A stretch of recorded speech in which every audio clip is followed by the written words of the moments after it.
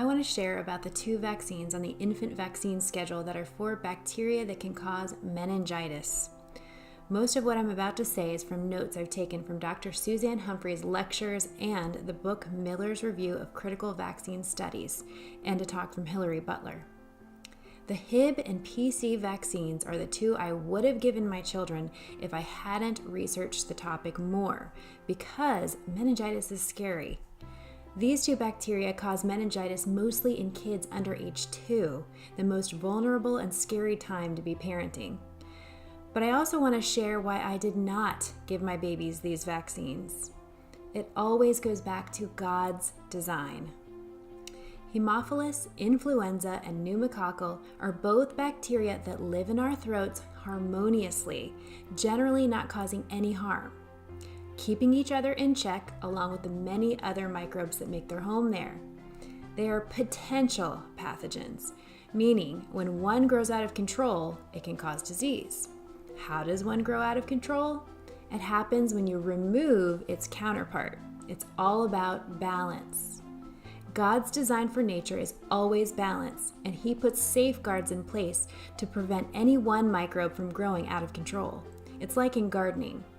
Dandelions growing in the garden may seem like a nuisance, stealing nutrients, but in reality, they show you that your soil needs calcium because they mine calcium from far down deep in the ground. You don't want to kill the dandelion, you want to balance it. The dandelion is a symptom, it's not the disease. When one microbe gets taken out, others that were previously kept in check are then allowed to multiply. That's what happened with Haemophilus influenza B. Haemophilus influenza infections first majorly increased when the pertussis vaccine began to be given. Then, when Haemophilus influenza type B vaccine came on the scene in 1991, initially it seemed like it worked. There were fewer Haemophilus influenza B meningitis cases in babies. But then, other types of invasive Haemophilus rose dramatically. Some types mutated to drop the capsule that held the bacteria, since the capsule is the part that we vaccinate against. Now, the Haemophilus bacteria is much quicker at mutating and swapping DNA, which its capsule had slowed before. At first, these mutant, unencapsulated bacteria created serious and deadly disease in mostly the elderly, so everyone still called the HIB vaccine a major success. But then it started affecting pregnant women who were more susceptible to invasive disease. Young pregnant women who had been vaccinated for HIB, who got the mutant, unencapsulated Haemophilus infections, had begun losing their babies, born still or born extremely prematurely. Now, Haemophilus influenza keeps pneumococcus in check. So once HIB vaccine was given widely, invasive infections from pneumococcus majorly increased. Pneumococcal bacteria live in some kids' throats all the time, and they're there peacefully, not causing any problem.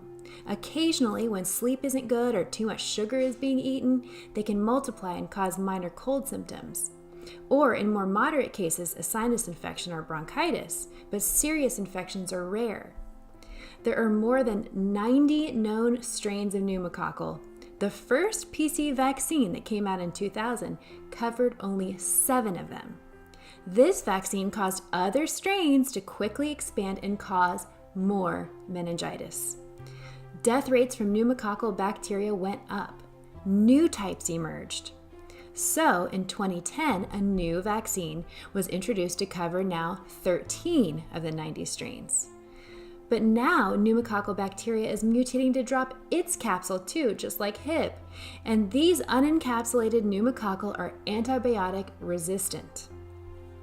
So basically, if we hit one strain with the vaccine, more mutant strains pop up, causing more damage than before. This is just plain not working.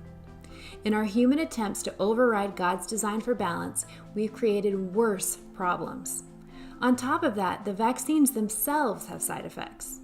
The package inserts say that the major side effect of both the HIB and Prevnar vaccines is inconsolable crying. which points to your baby's brain possibly swelling. The pneumococcal vaccine contains aluminum, which is inherently toxic. And if this is taken with flu vaccine, there's a higher risk of seizures. To me, it's a lose-lose. But what's God's answer? Your whole body is an immune system delicately balanced by bacteria and other microbes. For Haemophilus and pneumococcal bacteria, your tonsils are your first line of defense. If you take out your tonsils or adenoids, part of the immune system, you're losing a major part of your protection against bacteria that can cause meningitis. Tonsils make specific antibodies against these bacteria. The key is getting excellent nutrition to your baby before and during pregnancy so their tonsils are healthy. And then, of course, breastfeed your baby over a year.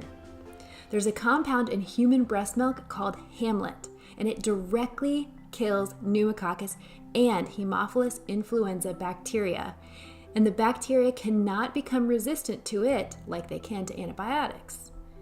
The more we discover about breast milk and God's intricate design of the human immune system, the more I'm in awe at how well the system works when not interfered with.